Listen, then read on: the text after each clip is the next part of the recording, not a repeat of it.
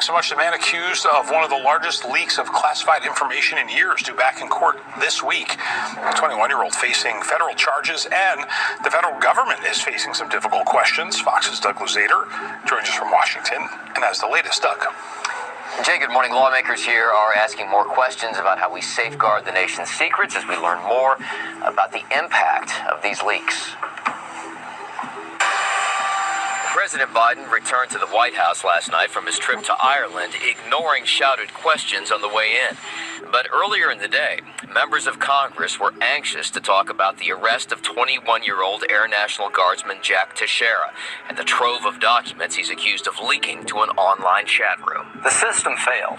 This is a major failure. I have a lot of questions about why were these documents lying around? Why did this particular person have access to them? Where was the custody of the documents and who were they for? Overseas, some difficult diplomacy for Secretary of State Antony Blinken as he geared up for the G7 meeting in Japan, trying to reassure allies. We have made clear our commitment to safeguarding intelligence and our commitment to our security partnerships. And more revelations from the documents, with the Washington Post reporting this morning about the extent of Russian efforts to manipulate social media sites. I'm not concerned about the leakages. President Biden had initially shrugged off the leaks, but days later promised to learn more about them. I've instructed the department to make sure that they get to the root of why he had access in the first place, number one, and number two, to focus extensively on the extent to which it all occurred.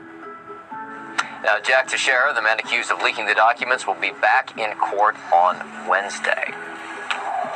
Jay. Yeah, it was looked like an old PBS interview for a minute. I didn't know what happened. Suddenly I'm on Charlie Rose. That's right. That's what I was thinking. So, Doug, timeline-wise now, I mean, this is gonna take some time into this investigation and into the charges, right? It will, and there's been this question about whether the charges would all be done in federal court or whether there'd be a military component to this. We don't know. The charges may evolve as our understanding evolves here as to how this individual got access to all this and really the extent of the damage caused by the leaks. And I know it's going to take some time, but I mean, have we learned anything else on the why, on why he did this? Based on the reporting from the New York Times and the Washington Post, there just doesn't seem to be a real ideological motivation here.